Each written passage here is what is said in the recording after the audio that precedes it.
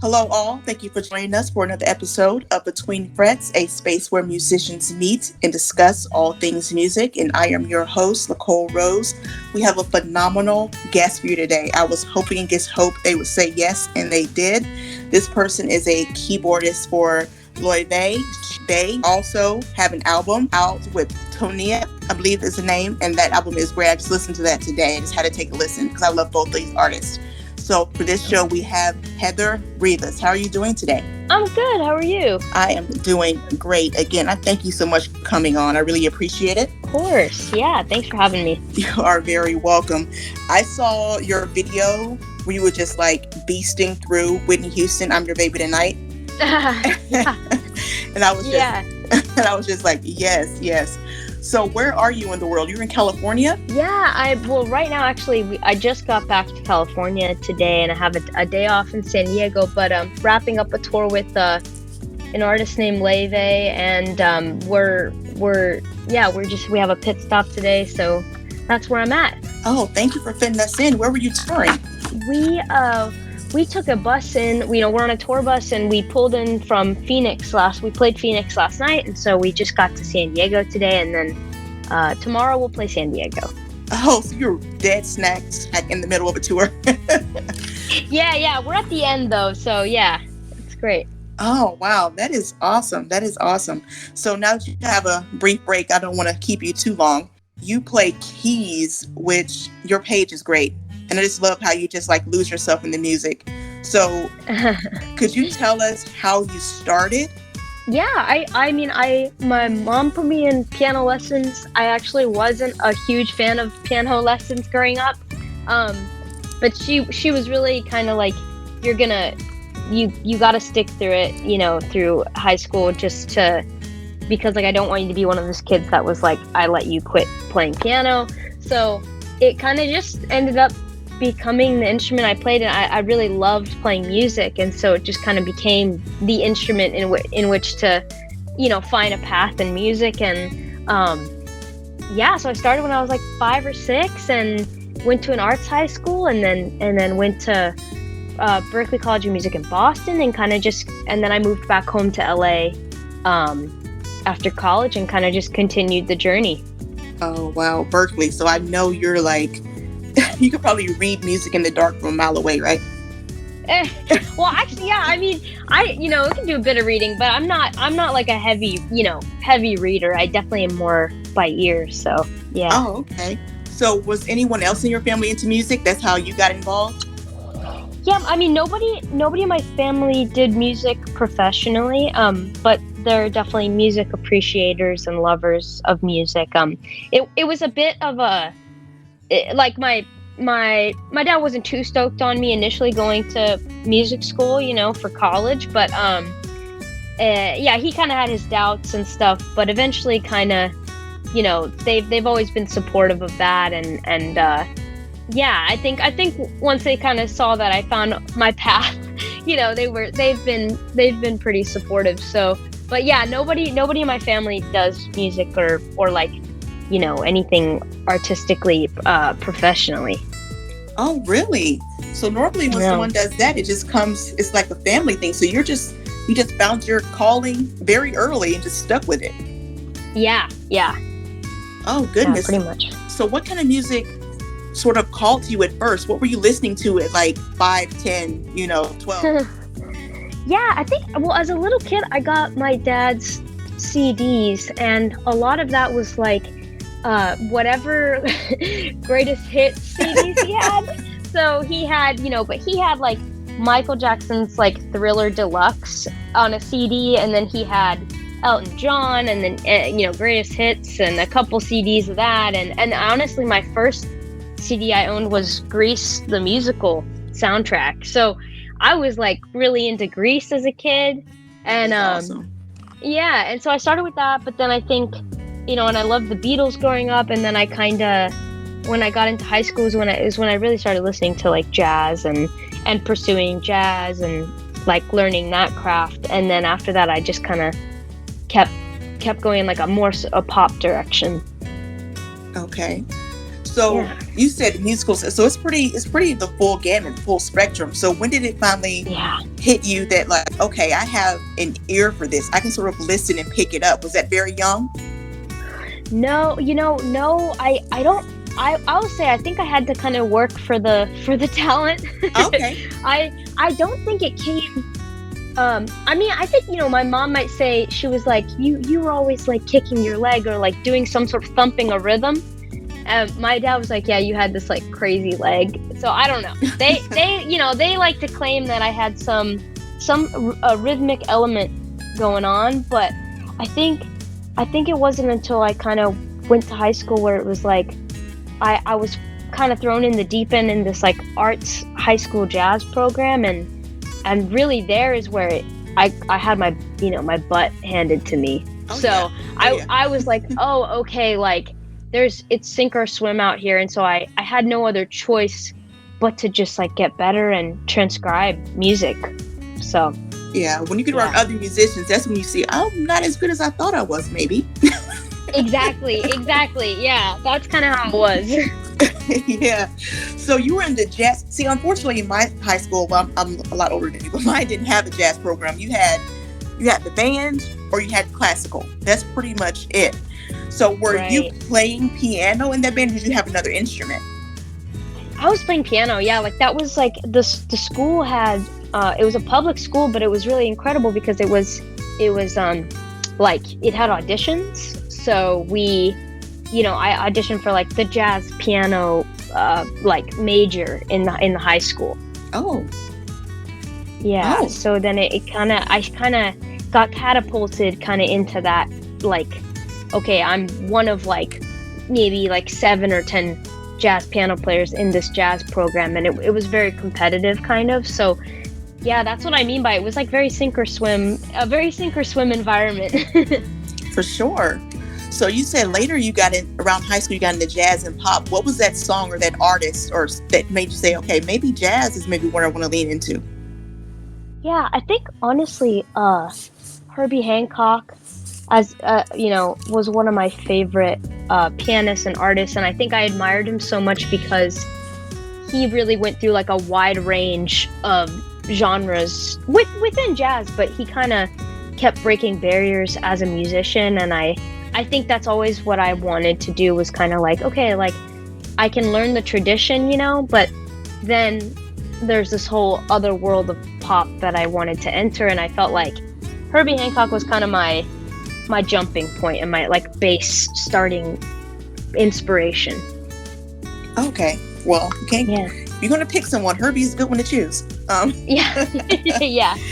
And I want to jump back a little bit because we have so many musicians, young, old, in between, who think that you have to be born with a natural, perfect ear, perfect pitch. You just come out of the womb with piano or flute in your hand. You know what I mean?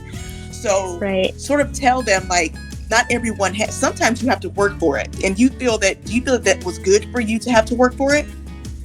Yeah. Oh, definitely. I think it's totally like, yeah, so, some people do have that luck of coming out of the womb, but no, I think like I really had to work for it, and I still don't feel like I'm like, the kid with the perfect pitch or the kid that like came out the womb naturally just like good at music. I think it was a process, and I think it was so worth it because I think when you're more likely to constantly invite new challenges, as a musician, and tackle new challenges for yourself when everything was always kind of a challenge. Sure. So I think it's super rewarding in that way. Oh, it definitely is. When you went from performing arts school to Berkeley, was that another beast altogether? I didn't. It wasn't another beast, but very in a different way. I think, honestly, my high school the program was just so intense that when I got to Berkeley, it didn't feel as intense as I thought it was going to be.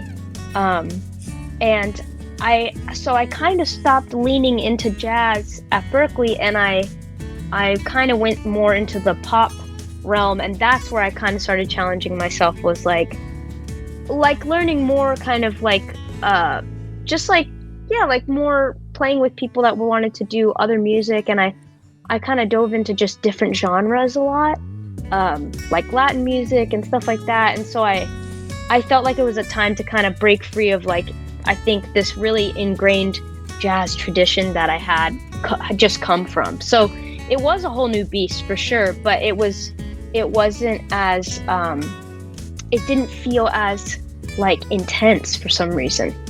Oh yeah, it seems like you went to this famed school of high school. So right, yeah. Did you get to Berkeley and find, or were you surprised to find that you enjoyed other types of music more? I definitely wasn't surprised, but I was just so excited to be like playing other music. I think I was just like, yeah, I'm gonna go do the reggae ensemble. I'm gonna go do this funk class. I'm gonna go do this Latin jazz piano course. Like I think I wasn't surprised that I enjoyed it, because I think I was so excited, to like dive into something else. When you were over there, I know you met plenty of musicians, and you learned the trade, you learned different things, learned how to work as an ensemble, which you probably already learned in your high school, quite honestly. But when you left there, were you like a fish thrown in the water? Like, were you like, okay, now what? Or what did you do? Right. Well, it's funny, because they say if you graduate Berkeley, I think a lot of the people that I looked up to when I was at Berkeley didn't graduate because they kind of started going on tours already. So I kind of felt behind. Like, I graduated and then I went straight from graduating, Berkeley, into a master's program in California in jazz. And oh, wow. I felt a little lost, to be honest. I think it was kind of like I was sort of ready to start a music career, like playing for people. All I wanted to do was tour, Mm-hmm. And I felt like when I went into the master's program, I felt like, it wasn't the right timing, to be honest. And I think I did feel a little bit like I need to be working so hard to be in the scene. And so I was trying to go to school again, but while being in LA, and like, trying to go to as many jam sessions as I could, and so I did feel I did feel kind of like, oh my gosh, like, how am I gonna stay relevant, to like the music scene in LA and get hired and stuff. So it definitely felt scary. So is that where the Instagram came in, to like give yourself some reprieve, or were you doing that before? Yeah. No, that's definitely like I started using Instagram and playing keyboard stuff, like, little solos and stuff. I kind of started doing that after I graduated from Berkeley. So, yeah, that first year in LA, that actually is what catapulted me into my first tour. Was, this music director found me off of a video that I had posted, and what then video? They asked me.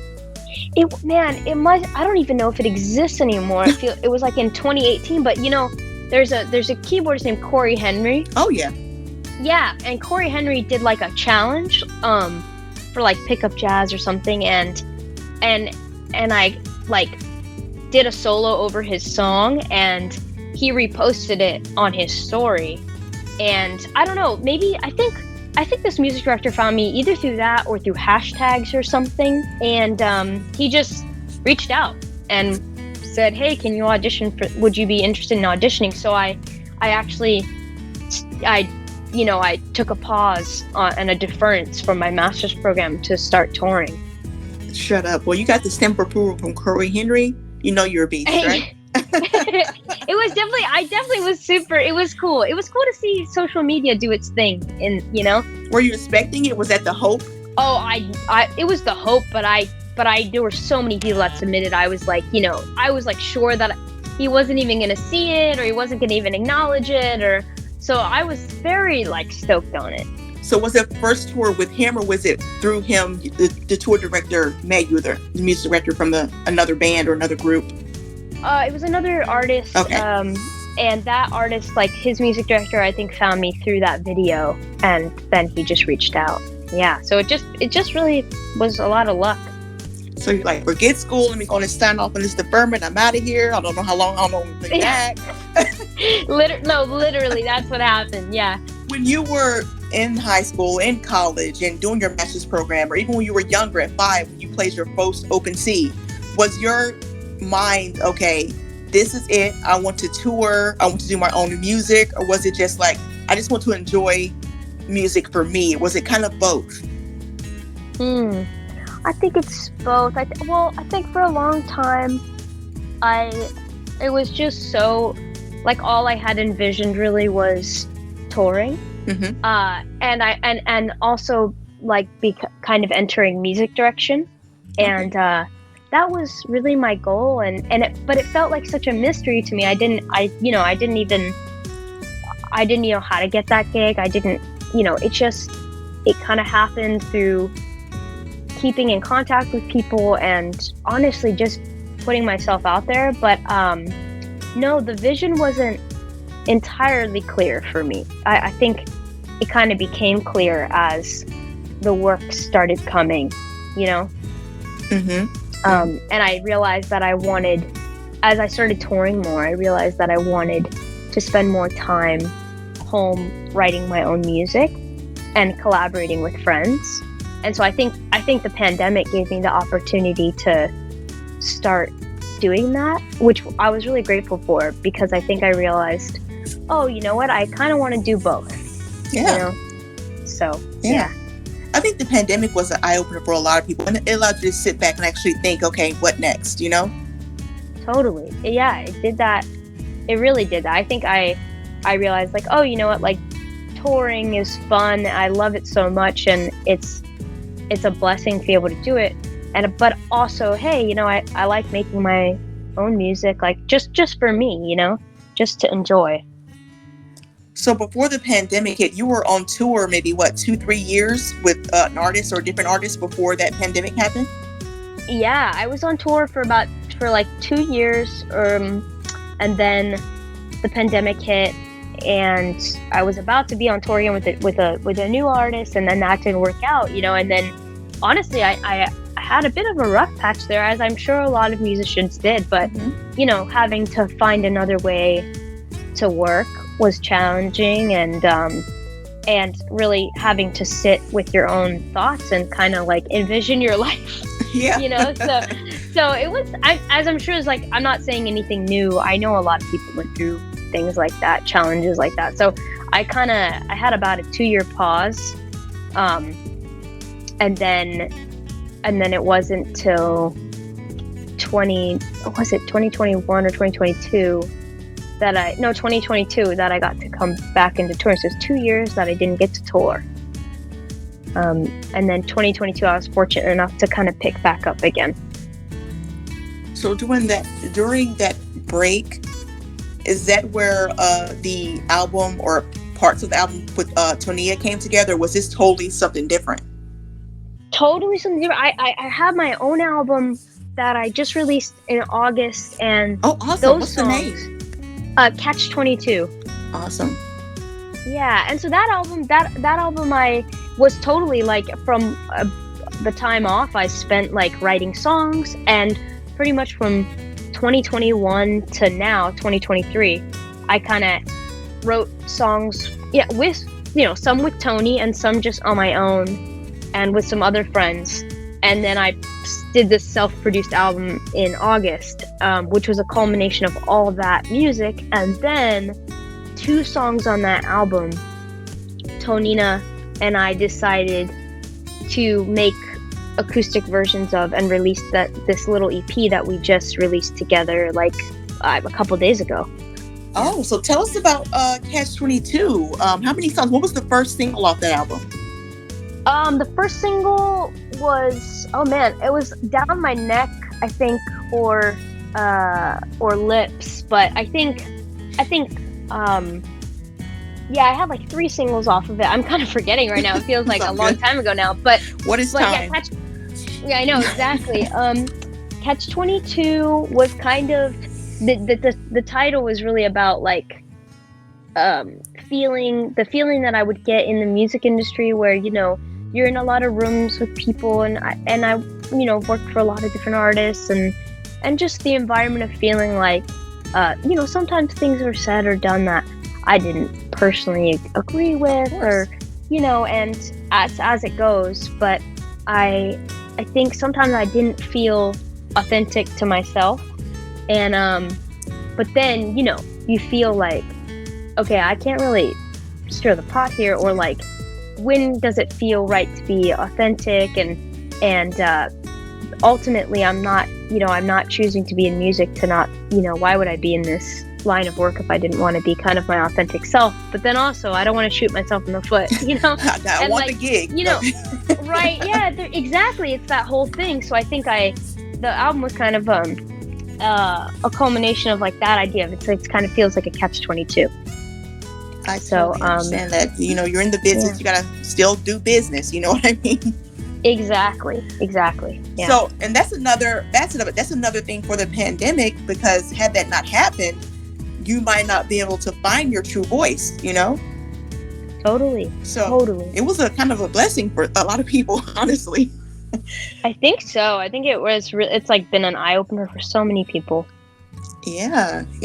So when you were making that album, your own album, the Catch-22 album, so did you do every part? Is that an acoustic album as well?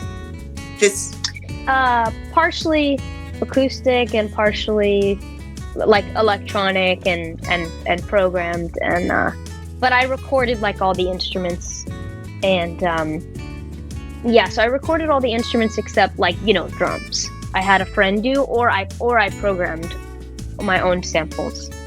So if you want to play a little bit of one of your original songs, or you want to play the CD in the background, whichever, so people can hear it, make miss like a minute of it if you want. Sure, I can do a little segment here.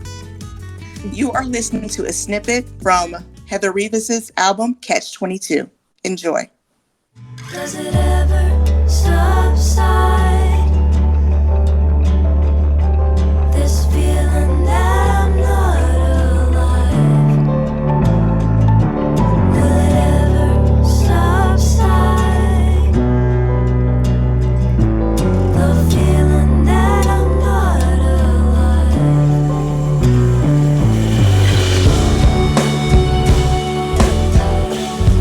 The feeling that I'm not alive. Let me just quickly fade that. Nice. That is nice. You came in with the synth, right? Did you? Yeah, exactly. Did you? That was you on the vocals as well? Yes. Shut up. You sing too? Yeah, I'm not much of a singer. I started singing during COVID, so I don't really consider myself a like singer, but yes, I'll sing on my own songs for sure. Okay. Nice. Thank you for sharing. Yeah. And how did you and Tonina hook up? Did you meet her in Berkeley or California or? Yeah, totally. We met while studying abroad in the Berkeley Valencia, Spain program. And we were just jamming with each other, and she's super funny, and we just jammed once, and then she kind of was like, her last name is Saputo and mine's Rivas, and she just texted me one day when we were at school, and she was like, I know our band name. And I was like, oh, okay, what is it? And she said, it's Rivas Saputo. And I was like, I didn't know we were in a band, but cool. So we had a band back in college, and that was really fun, and that was kind of like our baby together. And now, she really has her own artist project now, and I have my own artist project, and so this was really fun to do, because it's been years, it's been almost, I don't know how many years since we graduated, a while, but it's nice to kind of come back and do music together as kind of independent people, So sure. Yeah, for sure. And if I remember correctly, you have a few endorsements as well. Did all that come from the gigs, or did they just come from your IG page in general? It came from the gigs. The endorsement for Nord Keyboards came from when I was on my first touring gig with this artist Jacob Banks, and honestly, it's funny how it came about, but my Nord that I had that was used. I bought it used, but on tour it totally like stopped working. And I needed a new keyboard, and the music director said, well, let's see if we can, work something out with Nord. And it turned out that they were like, with the representation of the artist that I was playing with, they were kind of like, oh, okay, well, we can work out. Let's do an artist deal. And I was like, okay. And so it really just worked out like that. And I got a new keyboard on that tour. I still have that keyboard now. So it happened through being on tour. Oh, that is great. I'm telling you, your story, I know it's a lot of work for you, and I know it's a lot of hard work, put in time, maybe tears, fighting, cussing. But from here, from 5 to performing arts school to I was about to say Juilliard, to Berkeley. your high school was Juilliard. So, right. So, and all that, and now on tour, how did you now get with, I don't want to say her name more, is it Loewe? It's Leve. Leve. How did that happen?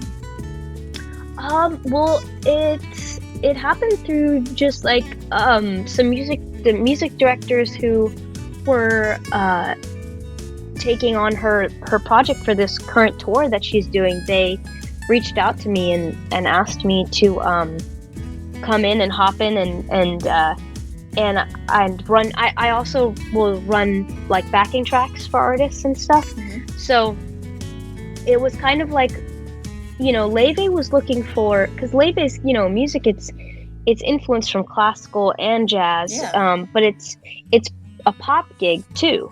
And I think the challenge on that front was, how are we going to find, musicians to fill her band that know how to be on tour? Like, a lot of musicians that are touring are pop musicians, but don't necessarily play jazz. And so that was kind of the challenge. And so it worked out with me where it was like, okay, I kind of help with the tracks, but I have a lot of touring experience, which came in handy, but then it was like, okay, hey, I am jazz, quote, jazz trained. So it worked out, and I sent in some, old like videos of me playing, and then I was kind of just thrown in, and it's been great. Yeah, like I say, I love jazz, and I just happened to come across her maybe a month or two ago, and if I'm correct, she like blew up out of nowhere. It seems like she was doing she's like the hottest jazz ticket to be on. So yeah, I guess so. Yeah, I mean, it feels like it's propelling like this train. It just feels like it's propelling and propelling. I didn't initially know that much about her, and she kind of got recognized by, she was playing covers of jazz standards or certain songs, and like putting it on TikTok and YouTube, to my understanding, during the pandemic. And so then things kind of just started moving for her, and then now it really feels like, whoa, this is, she's just hitting numbers that no jazz artist has ever done. And Ella Fitzgerald, maybe. Right, literally, and she's incredible, because she's an accomplished like pianist, vocalist, cellist, and guitarist, and it's just like, she's, I guess you could say she's a hot ticket. I mean, she's just like, she really is so talented, so deserving of all of the praise coming her way. But it really does, yes, it feels like a rocket ship. It's like really fun to be a part of her journey right now. So what is it like for you, as someone who pretty much grew up playing jazz, to look out in the audience and see all of these people 15 and up singing Misty? Yeah. You know what I mean? Oh my God, it's incredible. I think it being a part of the shows has really made me feel like very warm in my heart, because that's so special to see kids singing like a standard that, like, it's funny, Misty is like, Leve's like favorite standard, or one of her favorite standards, is also one of my favorite standards. And so I kind of, yeah, it's really cool. I didn't really ever think I would see that. It's I feel like I'm witnessing a phenomenon as it's happening, you know? Yeah. Yeah, as a jazz lover, it's like, I play jazz. You're like, oh, I'm like, oh, what's the all for? What? Right, yeah. It's like, no Cardi B. It's like, no. But I love Cardi B anyway. So now that you're on as you say, the tour's almost over. So when the tour's over, are you going back to your own music, or are you just going to take, I need a break, I need a rest, I'm putting the piano away in my closet? Yeah, I am going on a really short little tour, like about 5 days after this one ends, in a week, right after Thanksgiving. So I'll be wrapping up my year in December, like mid-December, but I will definitely in mid-December be ready to kind of just put away the keyboard and take whatever time and space I need, and then I think I'll start creating again my own music, because I feel like that's what's kind of nice about going on tour, is that you kind of you can't really create on the road. It's not easy, and it's kind of nearly impossible. So I think I'm like very excited to have that time to myself to just like write music again. That's great. And yeah, before we end, I just want to say to the younger musicians who now, like, it's a totally different, because I don't know how young you are, but I'm sure you're very young, how different the landscape is for music now. Like you say, your video blew up, and that's how you got the first gig. Her video blew up over the pandemic. Now she's doing, Michael Jackson numbers for jazz, so. Right, yeah. How do you think, for musicians coming up young, old, again, and in between, do you think that's still a lane for people to get noticed and to get their music out there via social media? Yeah, I think it's such a hard question to answer, because I got lucky from it, but it's it feels like Instagram has been my, like, almost like a replacement for like what a website would be at this point, and I think for artists that are younger than I'm like a cusp baby, where I'm not Gen Z, but I'm not like, but I'm kind of a millennial, so I think I don't really, like, TikTok isn't where I'm able to like utilize an audience. I haven't really found that to be my thing yet. Right, exactly. Like, but to some people that is, and so I think for every generation it's probably going to be something new, and I think every generation should take advantage of it.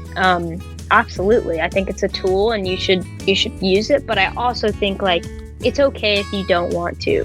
I totally understand that feeling, because I don't think it's like, I don't necessarily think, I think it's good to have a presence, but I wouldn't put a ton of emphasis on it, just because, like, for your own sanity and just staying true to oneself and all that, because it can be kind of consuming, Oh, for sure. And breaks are needed. And when you depend on that totally as your way to, quote unquote, get in, it becomes very draining, because then you're watching everyone else. You're not paying attention to what your heart wants to take you, Exactly. So yeah, like, I think it's a great tool, but it's not everything. And I think it's, it's there if you want to tap into it, but it's also not like, you don't have to force yourself.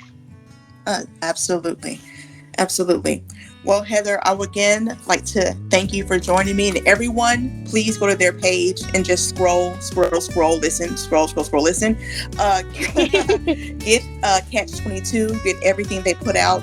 Amazing artist. Would you tell everyone how to get in touch with you, how to contact you, how to listen to your music, where to find it? Oh, yes. So if you just search Heather Rivas on Spotify or Apple Music or anything like that, and I'll show up. And on Instagram, I am at Heatherly Father. I love it. Yeah. Well, again, thank you for coming. I really appreciate that. And this is Lacole Rose, and this was Between Frets. Later. Thank you.